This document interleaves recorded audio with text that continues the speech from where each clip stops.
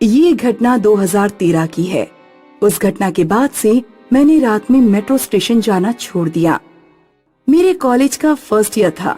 वैसे तो मैं शाम तक कॉलेज से लौट आती थी, लेकिन उस दिन कॉलेज का फेस्ट था जो अंधेरा होने तक चला।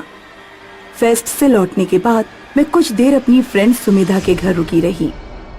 सुमिधा, अब मुझे चलना चाहिए, कहीं ऐसा ना हो कि लास्ट मेट्रो भी छूट जाए।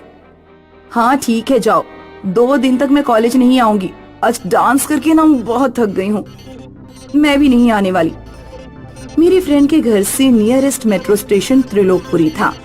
ये underground metro station pink line पर है और उस टाइम ये नया नया ही शुरू हुआ था। मैं जब प्लेटफॉर्म पर पहुंची तो सिर्फ लास्ट मेट्रो आना बाकी थी और मेट्रो स्टेशन पर कोई भी नहीं दिख रहा था। मैं प्लेटफॉर्म के किनारे खड़ी होकर फेसबुक पर फेस्ट की फोटोज देखने लगी। तभी मुझे अपनी परछाई के बराबर एक परछाई दिखाई दी। मैंने दाएं बाएं देखा तो आसपास कोई भी नहीं था। एक तेज हवा का झोंका आया। मुझे लगा कि मैं कहीं प्लेटफॉर्म पर ना गिर जाऊं, इसलिए मैं पीछे हटकर खड़ी हो गई। मुझे अपनी आंखों पर विश्वास नहीं हो रहा था। क्या सच में मेरे बराबर में कोई परछाई खड़ी थी? तभी मेट्रो में मनहूस अनाउंसमेंट हुआ कि मेट्रो सेवा में थोड़ा विलंब होगा।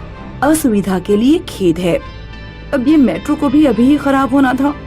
तभी मैंने कुछ ऐसा देखा कि मेरा सिर चकरा गया। एस्केलेटर से बिना सिर का एक आदमी उतर रहा था। उसका सिर उसके हाथ में था। जैसे ही वो प्लेटफॉर्म पर उतरा, मैं दूसरी तरफ भागी और लिफ्ट में घुस गई, लेकिन लिफ्ट का दरवाजा बंद नहीं हो रहा था। अचानक वो बिना सिर का आदमी लिफ्ट के सामने कुछ दूरी पर खड़ा हो गया। उसने हाथों से सिर अपनी गर्दन पर रख लिया और फिर वो लिफ्ट की तरफ बढ़ने लगा।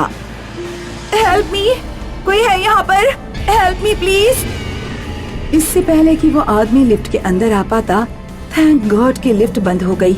लिफ्ट ऊपर गई, लेकिन लिफ्ट के दरवाजे ने फिर मुसीबत में डाल दिया। अब ऊपर वाले फ्लोर पर दरवाजा खुल ही नहीं रहा था। लिफ्ट मुझे फिर से नीचे प्लेटफॉर्म पर ले जाने लगी।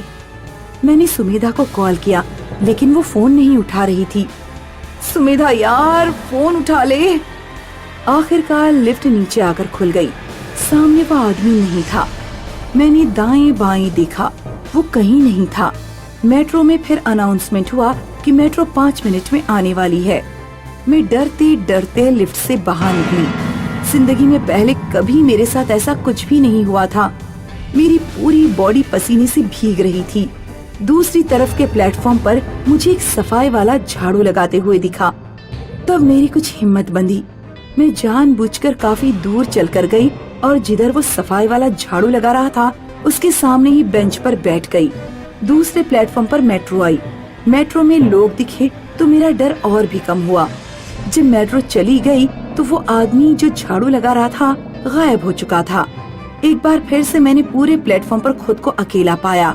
तभी सुमिधा का फोन आ गया। हेलो सुमिधा, यार यहाँ मेट्रो पर पता नहीं क्या हो रहा है। क्या हो रहा है? तुम्हें लड़के छेड़ रहे हैं क्या? नहीं, लड़के नहीं छेड़ रहे, लेकिन कुछ अजीब चीजें हो रही हैं। मैं सुमिधा को सब कुछ बता ही रही थी कि मुझे ट्रेन की पटरियों पर वही आदमी चलता दिखाई दिया जिसे मैंने अभी कुछ देर पहले दूसरी तरफ के प्लेटफॉर्म पर झाड़ू लगाते देखा था। तभी मेट्रो का हॉर्न सुनाई दिया। मैंने उस आदमी को आवाज दी, हे, पटरियों से हट जाओ, ट्रेन आ रही है। लेकिन उसने मेरी आवाज नहीं सुनी। दूसरी तरफ से प्लेटफॉर्म पर मेट्रो आ गई और वो आदमी कुचल गया। उसके खून के छींटे मेरे चेहरे तक आए। मैं सीढ़ियों से ऊपर मेट्रो स्टेशन के बाहर भागना चाहती थी, लेकिन तब तक मेरे प्लेटफॉर्म पर मेट्रो आ गई और मैं मेट्रो में चढ़ गई। पूरा मेट्रो खाली था, सिर्फ 1-2 लोग ही दिखाई दे रहे थे। अगले दिन सुमिधा अपने भाई के साथ मेरे घर पहुंची।